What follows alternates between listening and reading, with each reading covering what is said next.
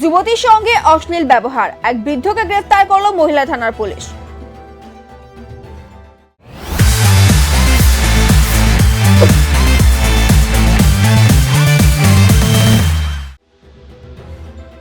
ধৃতের নাম মোহাম্মদ তসলিম, শিলিগুড়ির 7 নম্বর ওয়ার্ডের স্বামীনগর কলোনির বাসিন্দা। জানা গিয়েছে গত 20 মে 7 নম্বর ওয়ার্ডের একটি টাইম কলে জল ভরা নিয়ে কয়েকজন শিশুর বিবাদ হয়।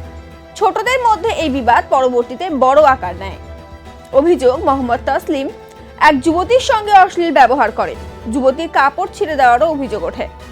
ঘটনার পর যুবতীর পরিবারের তরফে মহিলা থানায় অভিযোগ দায়ের করা হয়। এদিকে ঘটনার পরেই পালিয়ে যায় বৃদ্ধ। তদন্তে নেমে ঘটনার 3 দিন পর বৃহস্পতিবার রাতে অভিযুক্তকে গ্রেফতার করে মহিলা থানার পুলিশ। আজ ধৃতকে শিলিগুড়ি আদালতে পেশ করা হয়েছে। গোটা ঘটনার তদন্তে পুলিশ।